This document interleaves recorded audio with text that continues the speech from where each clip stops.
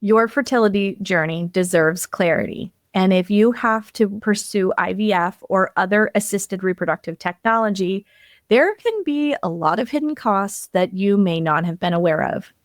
Join me this week as I sit down once again with Lakia Holmes as she spills the tea around IVF, the hidden costs associated with it, and how you can plan for it so that it can be possible for you and your family.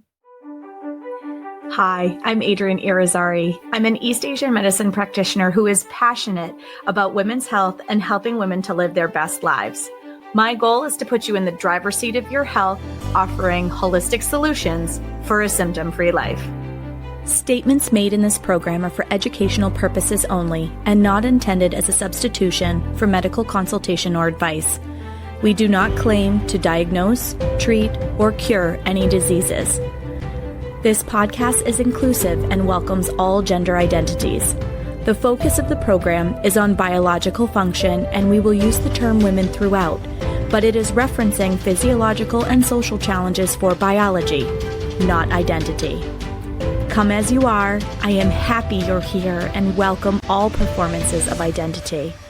I hope you find something helpful in this show.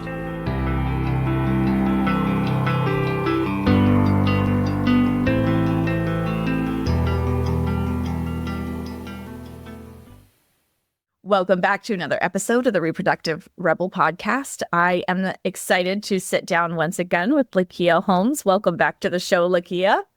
Hey, thanks for having me again. So Lakia is my bestie now, and I just want to have her back for all the episodes. So her journey was such an important one, and there were so many facets of it that I thought would be really helpful for the audience to know, speak to people who maybe have been to this process, have started this process, are thinking about this process, and just don't know where to go for resources. That I wanted to break it up into 3 deeper dive episodes rather than doing it kind of surface level with just one, because IVF is a really big topic. And today we're actually going to talk about the really big expense that's associated with it. And Lakia, graciously, gracefully, all of these things, has offered to share her journey yet again, but looking at it this time from how cost prohibitive this process can be. We alluded to it a little bit on the second of our 3 episodes. So if you have not had a chance to go back and listen to that episode, I would highly recommend it. The first part of our conversation was about her journey to bring her beautiful little girl into the world. The second one, we talked about her challenges around finding a Black sperm donor to be her baby's dad.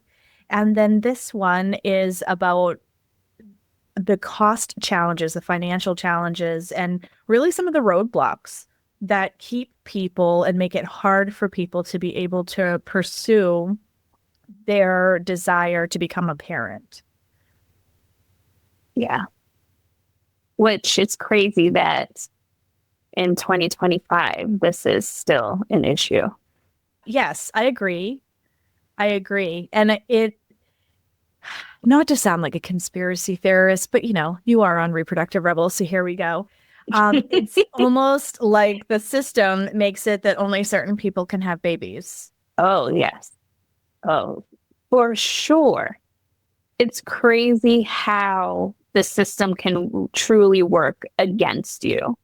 I'm kind of lucky that the system, I guess, is on my side, but I feel for so many who are not in the same position. And it breaks my heart that people are feeling this pressure to go into debt, to go into mounds of debt in order to build their family. It's crazy. Yeah, I have had clients through my practice who have thrown out some astronomical numbers. Like, oh, I'm so glad that we were able to come up with the $62K that it required to be able to get this little guy, because mom and dad both needed support in order to be able to get pregnant.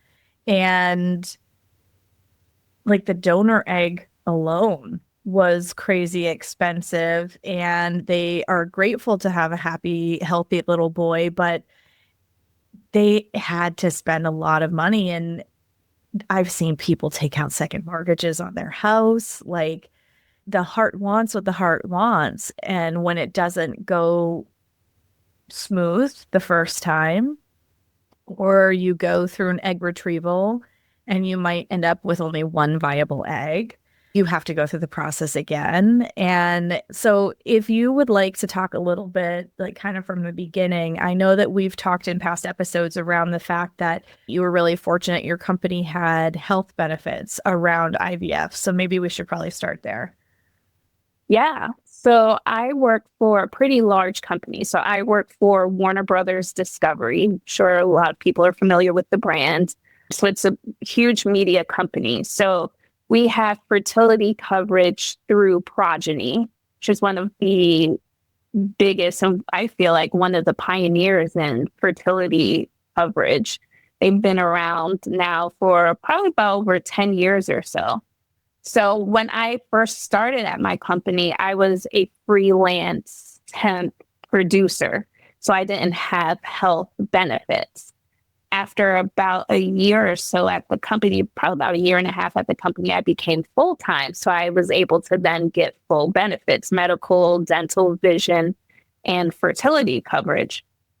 So at that point in 2020, I wasn't trying to get pregnant. It was like, if it happened, sort of thing. But I also knew that I was 37 and that time was not exactly on my side. So, like we talked about in our first conversation, I went to the doctor just looking to get information about freezing eggs because I had the fertility coverage. So, egg freezing was part of the plan. And so, had I not become full time at my company, I would not have even had the thought to go and start looking into the process. And so it was through that that I discovered what my benefits package offered in terms of IVF, egg freezing, cryopreservation, and all of that is working alongside my standard health coverage through Anthem Blue Cross Blue Shield. And also through my fertility coverage, also covered the cost of medication.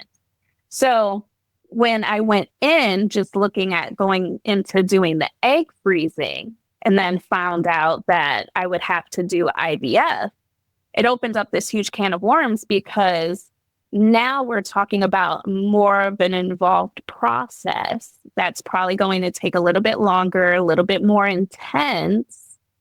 And so now the cost is now greater.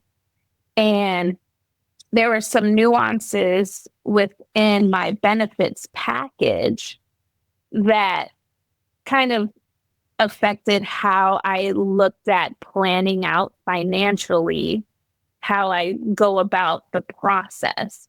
So it was a really eye-opening experience going from that first egg retrieval in 2021, knowing that with that first retrieval, I wasn't going to be making embryos.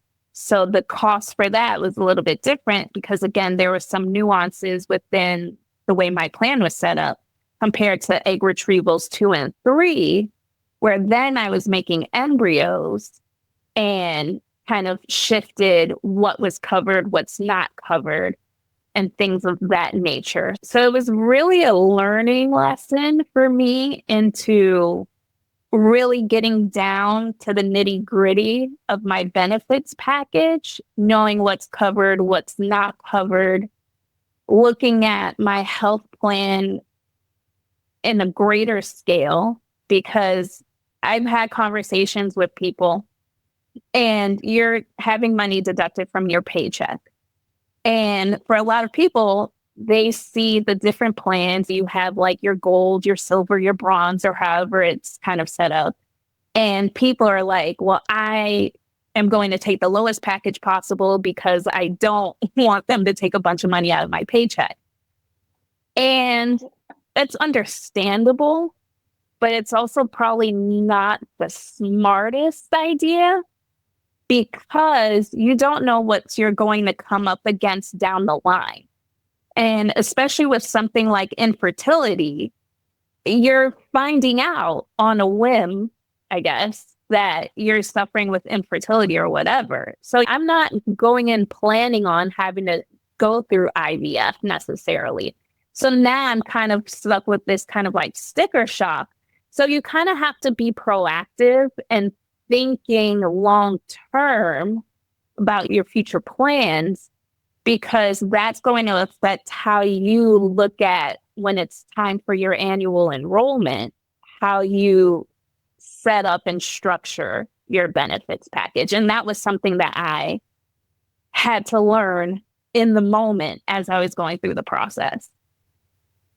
Yeah, there's a lot of Jenga. I have worked with clients as they're going through their IVF journey and supporting keeping their body as much in balance as possible to offset some of the side effects of the medication. So when they go to do their transfers, they have more success and that type of thing. And they've talked to me about that too. It's like, oh, well, annual enrollment is coming. I know that I have to have this and this done. So I need to make sure that I'm making these decisions before this date and so on and so forth. And conception is already like hard enough on its own. It's hard Right. enough on its own. And stress does not help people to get pregnant. So now let's add this other layer of financial strain, which hits your scarcity, safety, and security buttons while you're looking at all of these price tags and everything. And it's like the perfect equation to like keep you coming back through the system, at least from my perspective, because you're looking at financial safety and security, right? You're talking about whether this is going to work or not. And I know that when my husband and I started having issues, we started looking in depth at our coverage benefits. And they covered 3 rounds of IVF for the life of the plan. Yes. And I was like, holy shit. No pressure. That means that this has to work. Like, first try if you have siblings. Right. And like all of a sudden, like I started to panic. And I'm like, I know that I can't do this. I can't. I'm not going to get pregnant like this because I'm going to be so stressed out that it's not going to work the first time. It's going to be a self-fulfilling prophecy. Right. It's crazy. So when I did my first retrieval, so this was back October 2021, I started seeing the doctor, I think it was like July, late July, early August 2021. And like I said in our previous conversations, I made the decision, okay, I was going to become a single parent by choice, but I wasn't quite ready to make embryos yet. I hadn't found a donor. So, perfect example of kind of talking about some of the stress. So the way my benefits package is set up at my employer, because I wasn't making embryos, they weren't going to cover the cost of like the actual retrieval procedure. So like the medications were covered, the visits were covered, but the actual procedure itself wasn't covered. However, because of that little kind of like nuance with the benefits package, my company offered cryopreservation reimbursement. So now the cost of the procedure was $8,600. Wow. Now our company's cryopreservation reimbursement is $14,000 for the lifetime, like what you just said, for the lifetime of the plan. So now I still need to pay that $8,600 up front, then submit for reimbursement. And then here's where the system kind of comes into play. So I submit for reimbursement, but now they consider that taxable income. So now I'm not getting back the full $8,600. They're taking taxes from that. So you have to be able to plan for, okay, something might not be covered by insurance. So I need to make sure I have enough money in the bank to pay for it. And of course, you're paying with like a credit card or something like, Right. so I need to be able to make sure I have enough money up front to pay for it, knowing that I'm not going to get all of my money in the back end when I submit for reimbursement. Oh, and while all of this is happening, a hurricane came, Hurricane Ida in September 2021, completely flooded the parking lot of my building and destroyed my brand new car. So, and now I need a car to be able to get to and from all of my appointments. So now I'm coming out of pocket for a brand new car. Oh, So I'm dealing with the stress of that, the stress of trying to figure out how to kind of navigate my financials to come up with the 8,600 to pay for the procedure. I'm already paying my copay and my co-insurance and my deductible for all of the visits and stuff that I've already started and the blood work and all that stuff. I was stressed the fuck out. Okay. I was stressed. I was like, this is the worst possible time to have a freaking hurricane come. 6 feet of water, my brand new car, 2021, hadn't even had it a whole 6 months. Oh, And no. so it was like the worst financial timing ever. And we're still early pandemic. Prices of things are like sky high. So I had to buy a new car, had to overpay for the car. Now I'm paying more money per month for a car. So that's taking money away my fertility treatments. And so it's that stress, that never ending stress that just, it's like adding insult to injury because it's like one more thing I have to think about, one more thing I need to spend money on right now when really I need to have as much cash flow on hand as possible to help cover these treatments. Because the medications, thank God my medications were covered, but the price tags for some of those medications are crazy. Out of pocket, insane. But luckily, through like my Blue Cross Blue Shield working alongside my fertility coverage, I was just paying kind of like the co-payments on that. But that first retrieval was hella stressful on me because I'm like, oh, this is such a huge financial hit right off the bat because I'm not making embryos yet. And at that point, I hadn't taken out FSA. So I didn't have FSA dollars to help offset some of those costs. So it's like you're kind of having to do this like logistical gymnastics when it comes to the planning and the preparation for treatments. And it's like, it just adds another layer of stress to what's already a stressful enough time. Absolutely. No wonder you took 22 off. Yeah. I don't blame you. Yeah. A lot all at once. Yeah, that's honestly one factor in why I had taken 2022 off, because I just needed to just recover. Yeah. Needed to recover some financially.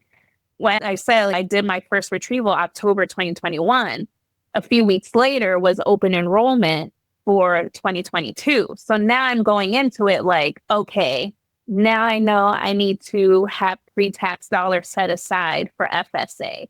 I had always been the type of person that always picked the highest tier plan because in my mind, it's like, yeah, you're taking a little bit more money out of my bank account, but my deductible is going to be lower. My co-insurance is going to be lower. My out-of-pocket cost max for the year is going to be lower. So knowing that 2022, and at this time I was like, okay, well, 2022, I'm going to go hard. And so it was like, let me prepare now during open enrollment for that. But by the time 2022 rolled around, I was like, I'm tired. I'm stressed out. I need to just kind of like reset mentally, physically, and financially. And so, yeah, that was a huge factor in why I took 1 year off. to just, again, just kind of have that like reset. Now, do you have to use all of your FSA dollars at the end, but like by the end of the calendar year, or were you able to Yes. use, oh, you did. Yeah. Oh, so it's not So like you had we that account. no, so we don't have rollover. We don't, our FSA dollars don't roll over like some companies offer. Ours doesn't. So it's like use it or lose it by the end of the year. And I'm the type of person, I'm very type A. So I'm always asking all the questions. Like I'm on the phone with my insurance provider. I'm on the phone with Progeny. I'm on the phone with all these different people, just trying to get a sense of what the costs will be. And also at that time, our company was undergoing a merger. So Oh, at that yeah, point in that's right. 2021, it was just Warner Media. And then Discovery came in and purchased. So now in my mind, I'm like, okay, well, how is this going to change our benefits package? Because Discovery, they have their own benefits. Warner Media has their benefits. What's going to cancel out?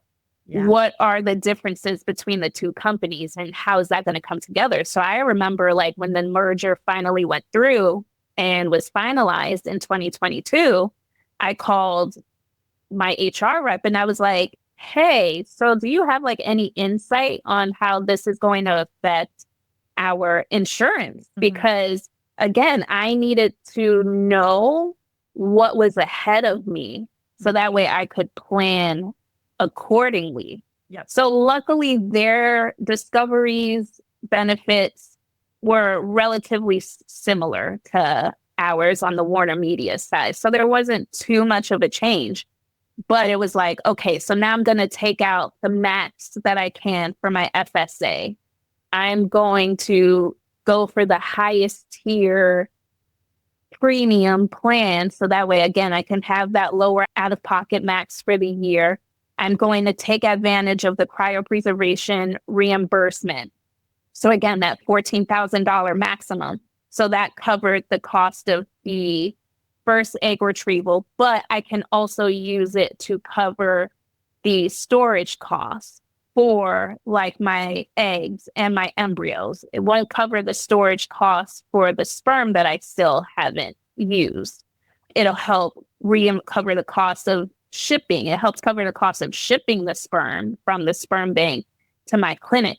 So it's like you really need to be detailed and really looking at your coverage because you really have to be smart. And it's like these are things that you're paying into anyway. So it's like trying to take as much advantage as possible and really knowing your plan inside out because like what you said before, oh, it only covers like 3 cycles.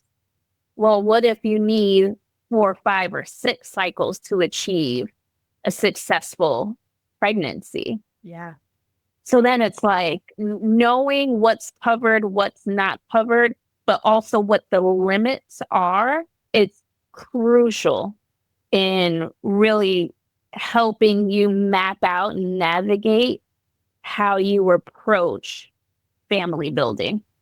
Oh, that's a really good way to word that too, because I read it in my plan, the way that it was worded, is it sounded like I had 3 attempts at IVF, but I had 3 attempts, like with IUI, for example. And I found out after 2 attempts of IUI that both failed, that it was 3 fertility support treatments for the entire life of the plan.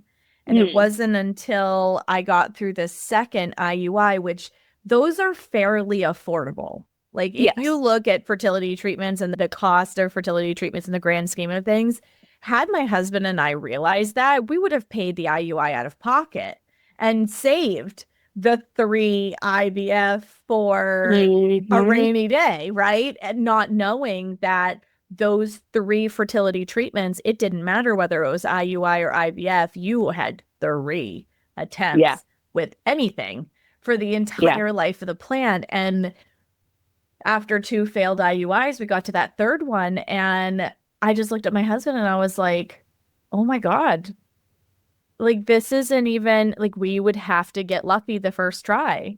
I don't think I can conceive under that kind of pressure. And we went a little bit further along with our results weren't really yielding like why we were having trouble conceiving. We had plenty of labs and genetic testing and everything else done. There was nothing wrong with me structurally. His numbers were good. There was no reason that we shouldn't have been able to conceive naturally. And we were conceiving, we just weren't carrying to term. But when we realized like our insurance benefits were like, this is it, I said, you know what? I would much rather do the work and try to conceive naturally because I had no idea. And so when I talked to the plan provider, they were like, well, we have made exceptions in some cases. And I said, but that's great. And I'm glad that you have a heart. However, like, how do I know if I'm going to get approved? Well, it's on a case by case basis. And I'm like, cool. So, in other words, I could go through all of the drugs and all of the testing and all the things, and we could end up having our first transfer fail. And now I'm at the whim of a group of several people looking at my case to decide if I get another attempt. Oof, I don't know if my heart can handle that. And it sucks that it's that way It does. because your future family is now in the hands of this insurance company. And that's wild to me that we're kind of at their mercy. It's like, yeah, oh, a case by case basis. Well, every case is serious. Like every case matters. Right. It's like, what makes one family's journey different from another? There are different circumstances. And to that point, when you look at states and the fact that all 50 states do not offer some sort of fertility coverage boggles my mind. But you have to, when we're talking about case by case basis, states that do offer coverage, well, so case in point, perfect example. I was diagnosed with infertility. My fallopian tubes were blocked. Chances of getting pregnant naturally 2%, next to none. So that I qualify. But what if my fallopian tubes weren't blocked, but I still wanted to go through and become a single mom by choice? In some places, some states, or perhaps even some employers, well, you don't necessarily have a medical need, quote unquote, so it's potentially not covered. So there's a lot of gray area that's now being left for someone else to interpret. And it's like, yeah, okay, but I still want to have a child. I still want to build my family, and this is the way I'm choosing to go about it. So why, why is it okay for some? So it becomes a very slippery slope. And again, adding to that stress and that pressure that is not necessary at a time like this. And so it's like, I've had the opportunity to talk to a lot of people at my company who didn't even know that we had fertility benefits. Wow. Yeah. So like they didn't know we had fertility benefits. And so I'm now essentially doing the job of HR, and I'm like explaining to them what's covered, what's not covered, how it works, all these things.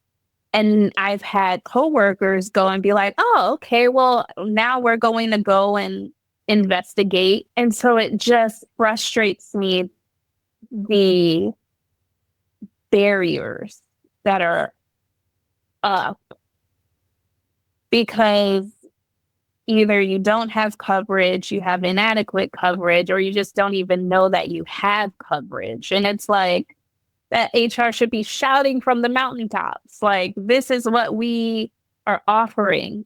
And But again, it's that educational aspect, that piece of just educating, just making people aware, because they don't know until they're in it, until you're down in the trenches. And it's like, no, like these are things you should know and kind of be aware of beforehand in case you need it down the line. So that way, at least you're better prepared. Yeah. Well, speaking of prepared, in our last episode, one of the things that surprised the hell out of me, because I haven't had anyone talk about this in my practice, you were talking about when you found your donor and they were perfect and there were different costs associated with different donors, and that none of that is covered by insurance. You have to pay for that out of pocket. That totally floored me. So, for anyone who hasn't had a chance to catch episode 2, can you talk a little bit about when you found Isla's donor at the California Cryobank and how that all works? Yeah.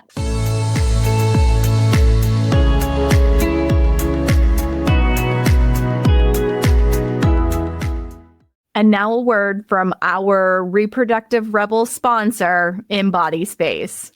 Your cycle holds wisdom, and the Embody Space cycle tracking app helps you unlock it. Track your cycle in the only fully encrypted app designed to protect your most sacred data. Get daily guidance tailored to every phase, from bleeding to blooming, with rituals, herbs, lifestyle tips, dietary support, and more. All tailored for your body's natural rhythms, because your body's story is yours alone. Embody Space, your private portal to cycle wisdom. Download now and reclaim your rhythm. And now, back to the show.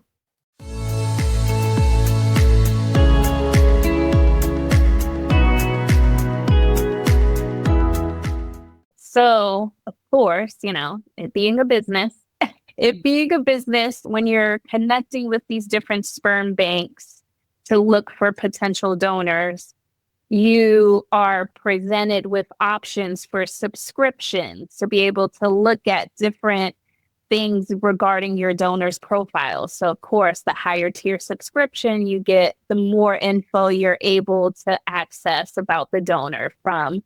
And of course, there are things that are standard with like the lower tier subscription or a free subscription. So you're like getting access to like their medicals and like childhood photos. But if you want like more detailed information, if you want like adult photos, if you want like to hear their audio recordings and stuff, you're paying upwards of maybe like $200-$300 for a higher tier subscription. So there's that. And of course, you're paying for that out of pocket. Insurance will be like, well, no, what the hell? We're not paying for that. What the hell? No. So then when it comes time to pick the donor, you're looking at, okay, whether you need IUI, ICI, IVF, and the donor sperm is going to be prepared in a way that matches the procedure that you need. So I need IVF. IVF vials are typically going to cost a little bit more because they're going to be prepared and stored a different way. So, and then of course, depending on the donor, the sperm pricing per vial is going to be different. Of course, me being the bougie bitch that I am, I picked a very high... Your donor was perfect. He was perfect. He was amazing. And that perfection came at a cost because he was expensive. Okay. And then you're paying per vial.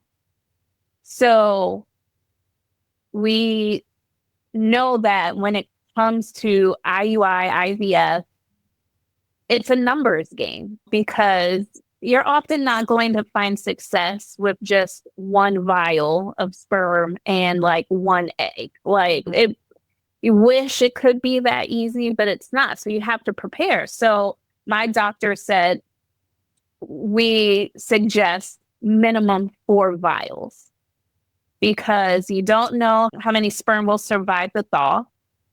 You don't know how many eggs will actually fertilize and go to blastocyst. You don't know, out of those that go to blastocyst, how many will make it out of genetic testing. Yep. So you're really just, it's honestly a numbers game. So the more sperm and the more eggs you're working with, the better odds you have, right? So I needed at least 4 vials of sperm. So when my donor became available, because I was on the waiting list, they had exactly 4 vials of sperm. So I had to pay out of pocket, had to put that on a credit card. Okay. The sperm alone was over $8,000, almost $9,000 that I had to pay cash for 4 vials of sperm, and not knowing if you'll have a viable embryo at the end of it. And if you have a viable embryo, whether that embryo will take. So this is another aspect that you're having to save for, because that money is coming straight out of your pocket. Mm-hmm. So it's like, okay, I'm going to need 4 vials of sperm. If this doesn't work and all of a sudden I'm left with like 1 vial of sperm after X number of egg retrievals and embryo transfers or whatever, it's like, at what point does it make sense financially to continue? Mm-hmm. So these are conversations that you're having to have with yourself. So yeah, so I had to put the cost of the 4 vials of sperm on like 2 credit cards. And luckily I had money in my savings account to help kind of just pay that off right away. But again, it was part of that financial planning aspect and knowing, okay, here are things that I know insurance is not going to cover. So let me be as prepared as possible to know, okay, I need to have this much money socked away. And there were certain procedures and things throughout the course of my journey that I took out loans on my 401k for. Oh. Luckily, I was in a position where I was able to pay it back rather quickly through like having money deducted from my paycheck post-tax to help pay that back, and money that I had like in savings.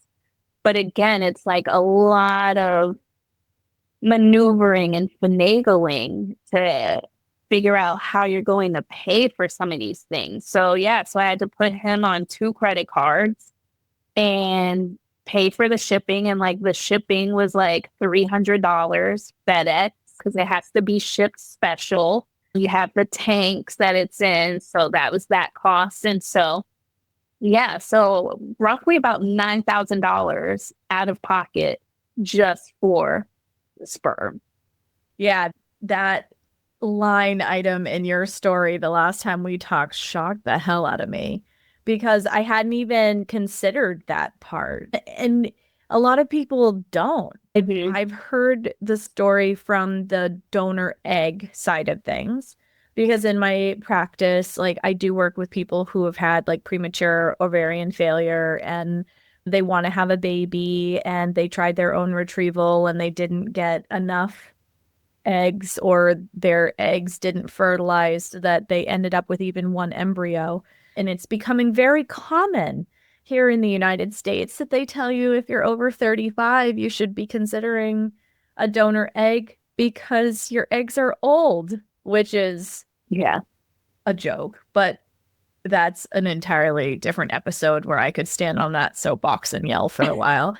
So, you know, me and my geriatric pregnancy, right? My geriatric eggs. I had a geriatric pregnancy with geriatric eggs, and you might even hear him squawking in the background while I'm doing this recording, because he's talking and he's healthy and beautiful and alert and all of these things. So you really are what you eat. But again, that's it's a whole soapbox episode that I could do. So it's a huge business. It's a huge business. And just talking about some of the price tags that you had to encounter on your journey to becoming a parent, like, I can't even imagine for people who aren't aware of those costs, which is why I thought this episode would be so helpful and needed for people to like realize that you have to essentially become an insurance agent to know how your plan works and all the ins and outs and the fine print where they can deny coverage because a T wasn't crossed or an I wasn't dotted. Yeah.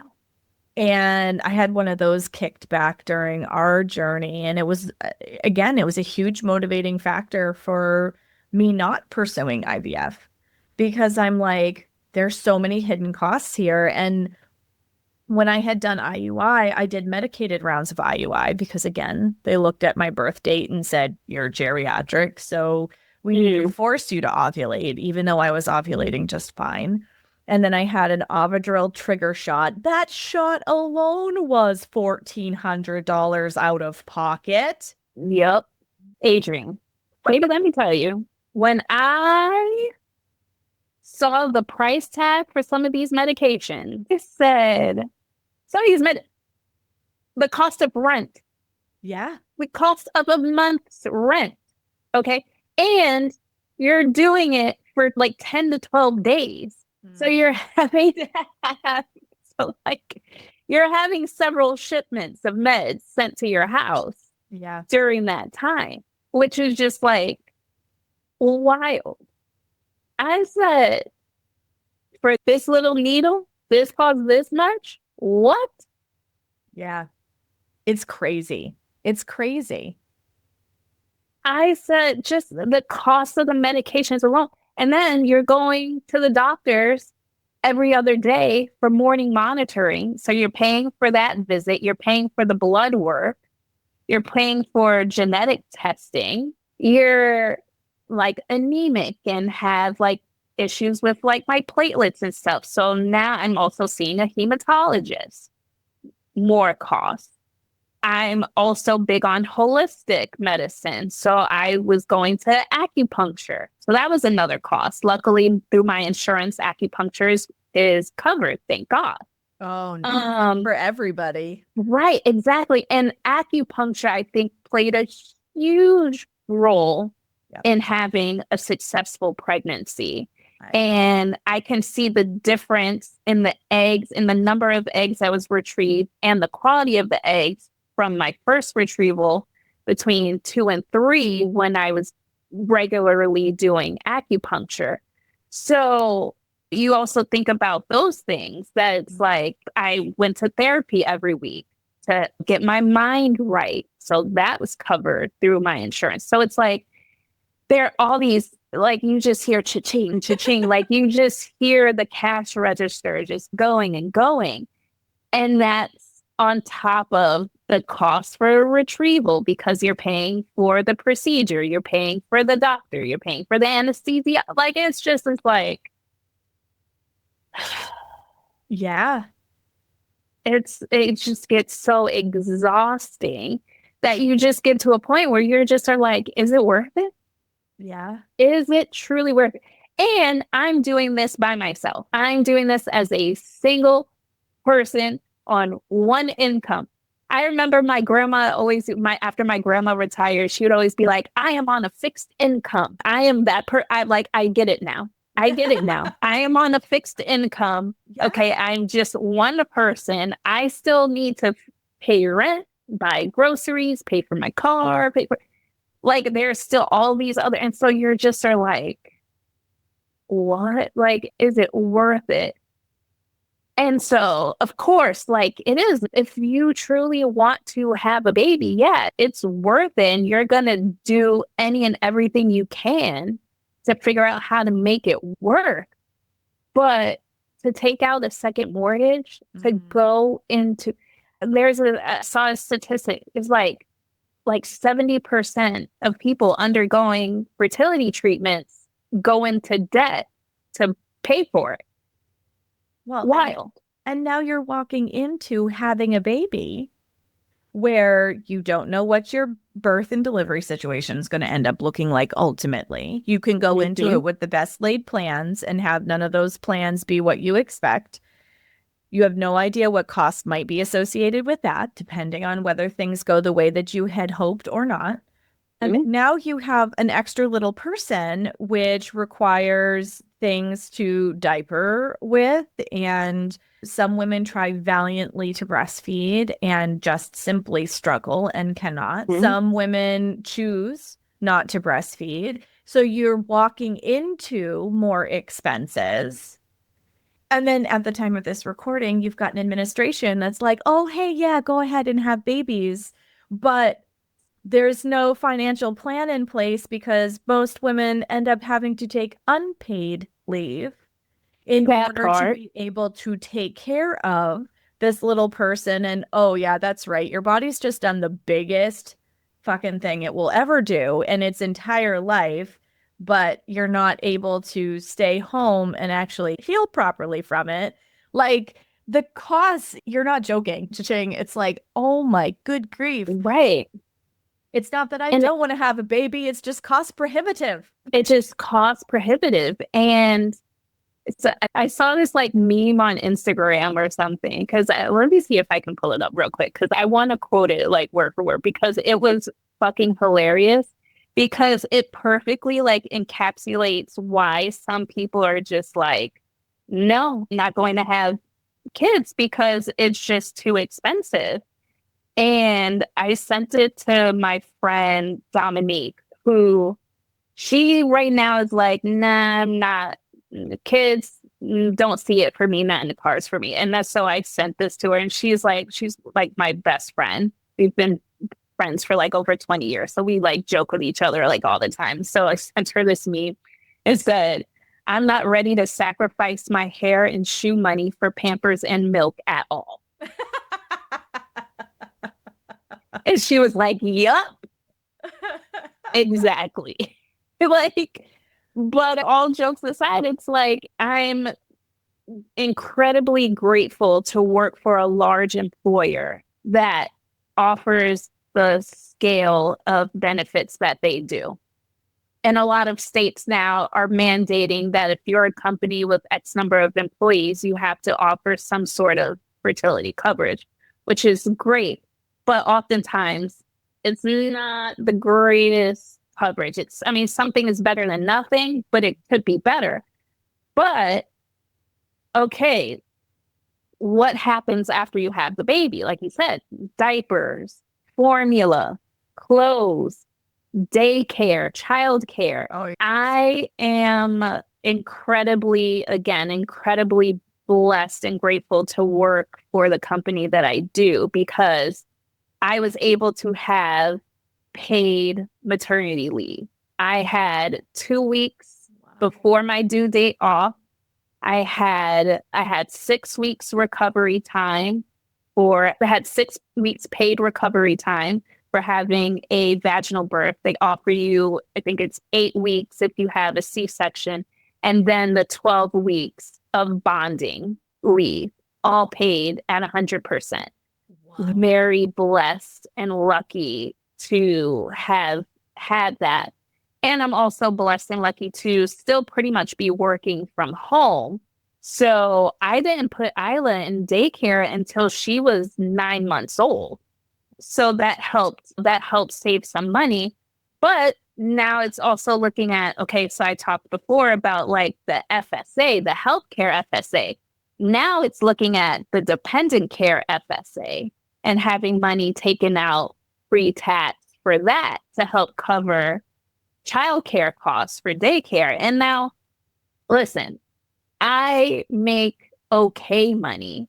A lot of times it pisses me off when I look at certain programs and stuff and they look at your salary and they see you make 6 figures. But it's like, yeah, but when you look at it after you pay the taxes and after like taxes and everything, like, I'm poor.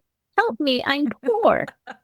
Like, yeah, I'm right back down to 5 figures. And the cost of living, I live in New Jersey, expensive. So the cost of living, cost of childcare, cost of making a baby, cost of having the baby. And it's a lot. And again, that's why when I talk to people about this topic, I'm like, you have to be really smart about how you go about it. You have to be really strategic. You have to be, and I'm, again, a very type A, very logistically centered, minded person, which is why I think I'm a great producer. Not to toot my own horn, but because my job is in planning. My job is in planning for every possible scenario and outcome and being able to pivot quickly. And so when it was time for me to go back into the process in 2023, it was like looking at the calendar, because it's like, okay, well, my out-of-pocket max for the year is $3,000. I have this stuff going on the first half of the year. I did my second retrieval. It was like May 2023. So I'm constantly looking at, okay, where am I at in terms of my deductible? Where am I at in terms of my out-of-pocket max for the year? Oh, okay, well, by the time I go and do this retrieval number 3, I will have hit my out-of-pocket max for the year. So I'll be covered at 100%. Then it's when it comes time to kind of mapping out when to do the embryo transfer. It's like, okay, I do the transfer this time. Okay, well, I have this going on at the top half of 2024. So I'll probably be at this for my out-of-pocket max for the year. So by the time I go and have the baby, I'm probably only looking at paying this much, and then I'll be topped out, and then everything will be covered at 100%. So it's like, you got to do this mental gymnastics and like kind of mapping out and like really being able to take advantage. And kind of going back to my point about like making decent money, but still not really making enough. I applied for grants. Like, I was amazed to see the number of grants that are available through different organizations and stuff to help with fertility coverage, to help pay for the costs. So like, I felt like I was a senior in high school again, applying for financial aid. Wow. I was like, is this the FAFSA again? Yeah. And then when you're applying for these grants and stuff through these different organizations, that's a whole process in and of itself, because you got to have all of your financials together. You're writing essays. You need to send them like tax documents. Like, it's literally like you're applying for financial aid again in college. And so it was like, I was applying for all these grants and I wasn't getting any of them. So then I was feeling defeated, because I'm like, oh, like I could have really used this money to help, but God made a way, thank goodness. And he still is making a way. I'm still having to hustle a little bit to make it work. But to know that the price tag could have been so much higher, Isla wouldn't be here. There's no way. I'd be like, I can't do it. I'm still out here dodging Sally Mae for my student loans. Okay. I'm still out here ducking and dodging Sally Mae. I couldn't imagine having to take out another set of loans to have a baby that may or may not happen, because again, it's the odds game. Yep. And yes, I'm sure if I wanted a baby bad enough, I'd figure out a way to make it work. But it's like, not everyone is, I guess, maybe that scrappy, or that it's exhausting, it's tiring. And then you just are like, what's the quality of our life going to be with all of this debt hanging over our head? And so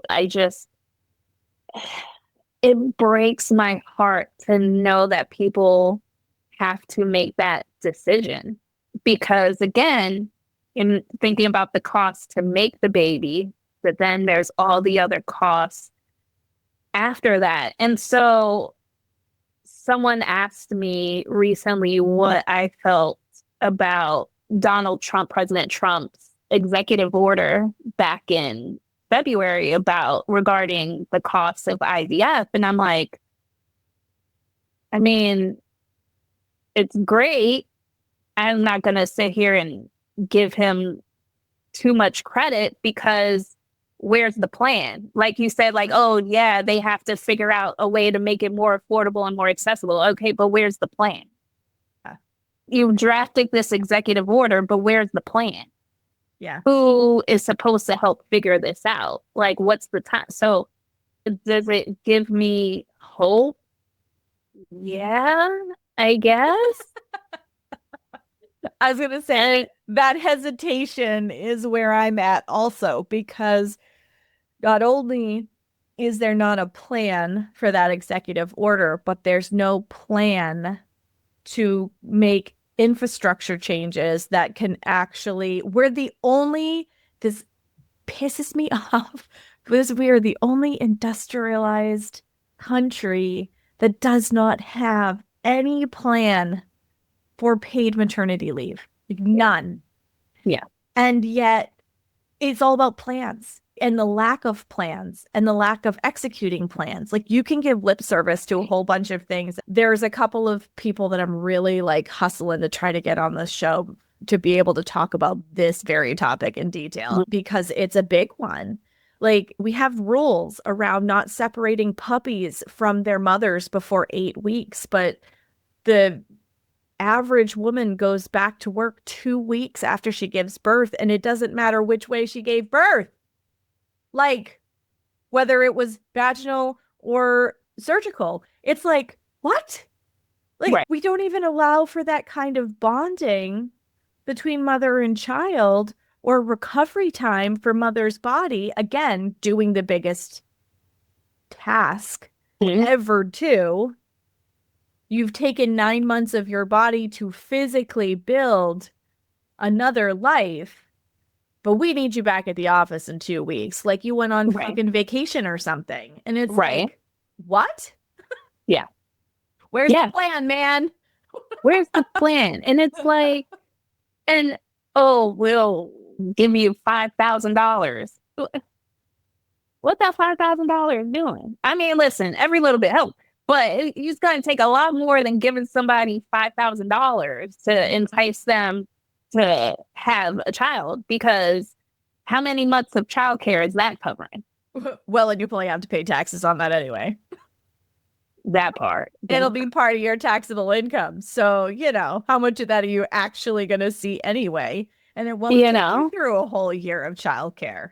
No. Childcare is astronomically high. And I'm grateful that I am in a position where I do work for myself so that I can juggle my son and my work and try to focus the majority of what I do work-wise once my husband gets home. And I am fortunate that I have teenagers in my house, so they also are an extra set of eyes for me. I knew I didn't want to send him to daycare, and the juggle is really hard some days, but we're making it work. But the first time I had to go back to work, I was the breadwinner. I didn't have any choice. I had to work, and I didn't have paid leave. I had an incredible boss at the time. I am still so grateful that I got to work for this human. But when I found out I was pregnant, I was like, oh my God, what am I going to do? Because I was still fairly young. I didn't know what I had available to me for options. And he let me save all of my vacation and sick time. When I had to go to appointments, I tried to time as many of them as I possibly could outside of the workday because I knew that he was like throwing me a huge bone. But he didn't make me take any of it. And he let me roll all of it over into the next year. So I ended up having... That's amazing. Yeah, I ended up having like 7 weeks of paid leave with my daughter. That was essentially all of my sick and vacation time that I had accrued from the time I had started working at that particular employer until I gave birth to her the fall of the next year. So I was really blessed that I had that available. Well, as a self-employed person, I didn't have that this time.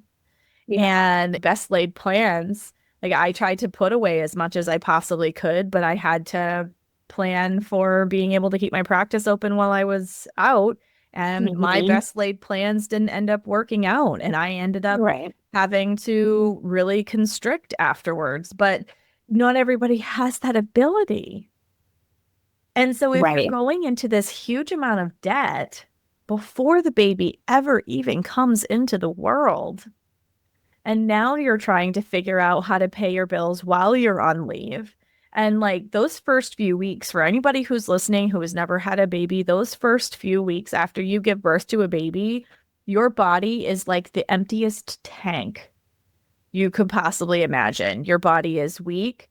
Just getting up and going to the bathroom is a Herculean effort, let alone all the times that you get up to nurse or feed the baby, change the baby, do all these things during the night. Like you are exhausted. Mhm. And then being forced back into work, like there's no wonder that people are hitting perimenopause and their symptoms are off the friggin' chart because postpartum is one of your three golden opportunities to hit a reset button on your health. When your period first starts, anytime you're in postpartum and menopause, those are the three times that your body gives you this extra gift of being able to heal in some really beautiful, literally life altering kinds of ways. And we just in Western culture do not honor the sanctity of that postpartum period. And then you have to worry about debt and all these bills on top of it all. And it's just a mental drain that you don't need, that you shouldn't have. And I'm incredibly lucky that I'm a year into parenthood and I'm able to pay my rent every month. I'm able to buy diapers, and now she eating solid food. So my grocery bill is sky high now because this little girl can eat. Okay. She was like, I'm not baby food. What the hell is that? Like, no, I want to eat what you eating, mommy. Like, so Yeah. she's eating the same thing that I'm eating. And I think to myself, can I sustain this?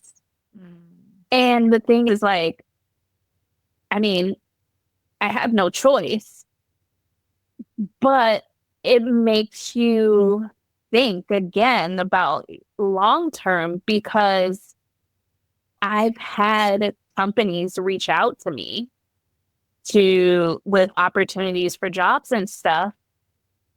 And it's like, it's very tempting, but what that benefit package looking like? Yeah, exactly. And I think that's something that employers need to understand. It's that if you want to attract and retain employees and great talent, look at your benefits package. Look at that fertility benefit, because there are a lot of people who are probably in need of it that you just don't know about it. And they just haven't maybe been brave enough to open up to HR and be like, hey, I think this is something that we should take a look at. And so I sit and I think about opportunities in the future, and it's like,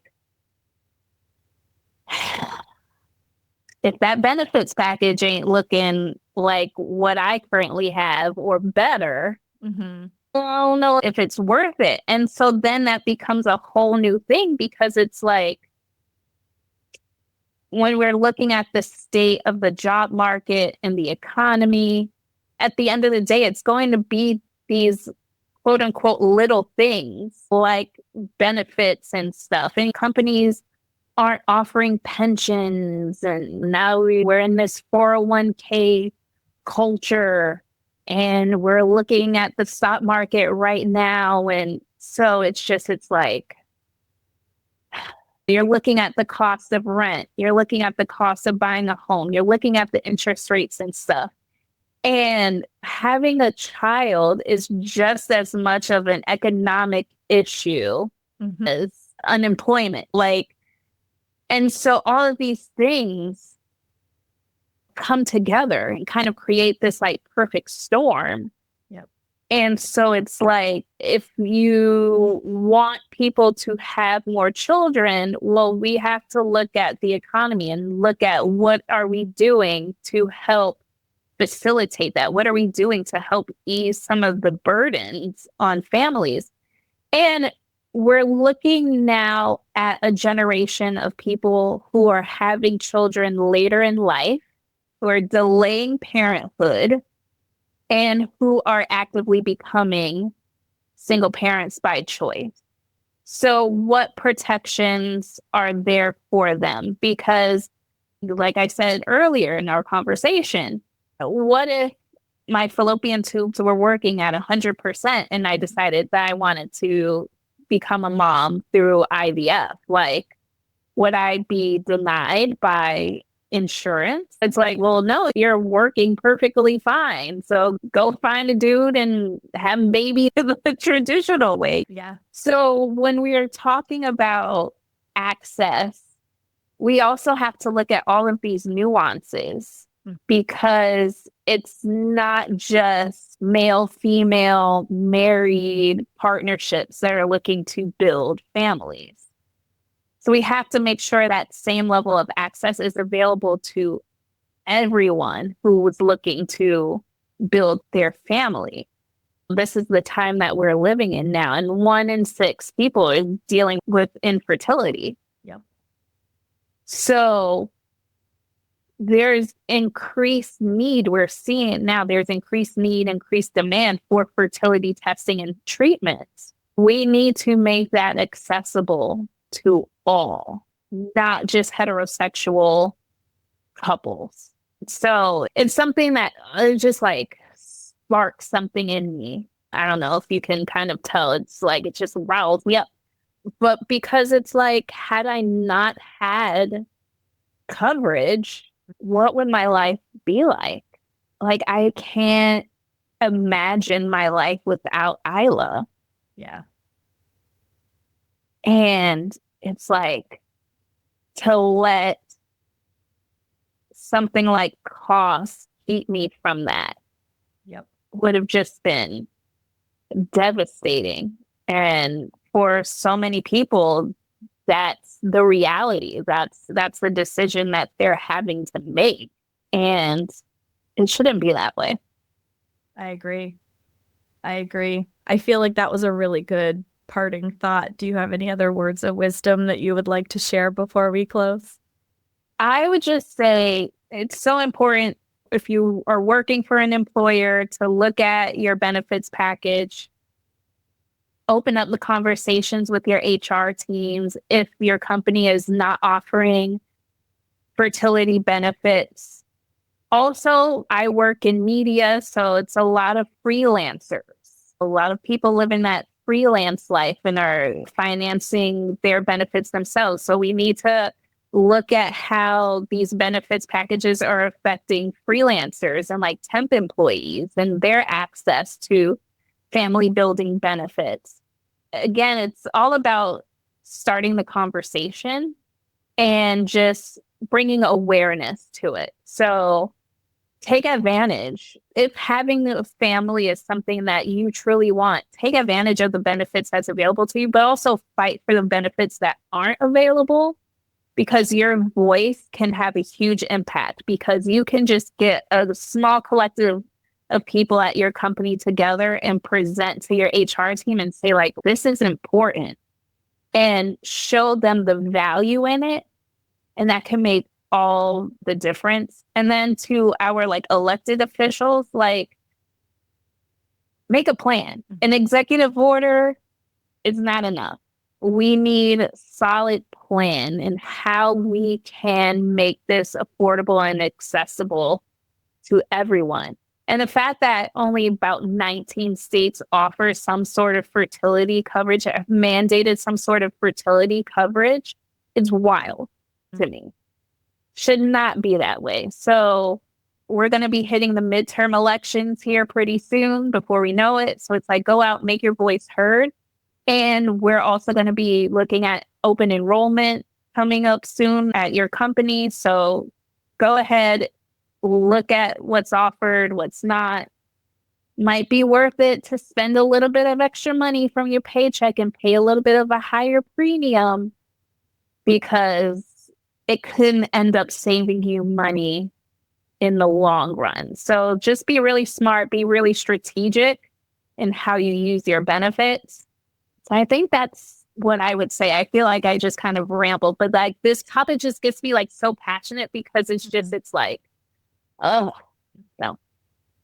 I'm passionate about it too, having been on both the needing to see and use benefits side of it, as well as seeing my clients come through needing to use benefits, having limitations to their benefits. When there was a whole bunch of talk around the last election, around there potentially not being IVF benefits available to people, and how that was sending some families scrambling about, am I going to be able to have more babies in my family? So siblings for kids that already existed, or I want to be able to have a baby before this window closes.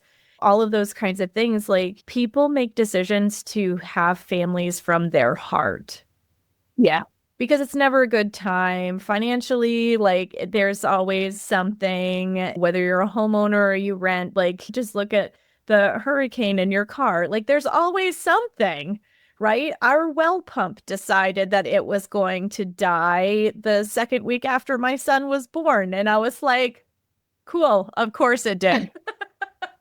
Of course, I need to wash things and I have no water until the guy can come because it was a Monday holiday. It was amazing. So there's always something, right? And we need to advocate for what it is that we need collectively. The ability to be able to have a family should be one that you should be able to make with your heart, because it is aligned for you and it is aligned for your family. And unfortunately, far too many of us are forced to have to make that decision from our head. And I think that it does limit people who do want to have babies and just honestly think that they can't afford them. Because a lot of the people that this current rhetoric is being directed at are people who are weaving and dodging Sally Mae, and they've had exorbitant college debt because of the way that loans were given during the time they were going through school. And so there are more people that aren't even able to achieve their dream of home ownership, let alone being able to have a baby. So these are some really big topics, some really serious things that really change the lives of a lot of people. So I'm so, so grateful that you came on the show and shared your voice around this really important topic. And Lakia has some really cool things in the works too, to be able to support people. So Lakia will probably come back and join us in the future when she wants to debut her new offering. So be sure to watch for that. But thank you again so much for sharing your wisdom, your time, and your story with our show. I really appreciate you. Thank you so much for having me. And thank you again for just giving us a platform to be able to talk about these things, because these are conversations that are so important, so necessary. So thank you. All right. And until next time, everybody. Thank you for joining me for another episode of Reproductive Rebel. Reproductive Rebel is recorded by certified peri-steam hydrotherapist and acutonics practitioner, herbalist, and Chinese nutritional therapist Adrienne Irizarry of Moon Essence LLC. If you are interested in setting up an appointment for one-on-one support, ordering from our store, or checking out our course offerings, visit our website at moonessence.life. Be sure to subscribe to our newsletter and get insider information on upcoming events and offerings. Join the conversation. Like and follow us at MoonEssenceMe on Instagram, Facebook, or LinkedIn. Your voices make this program possible. Thank you all for your continued support.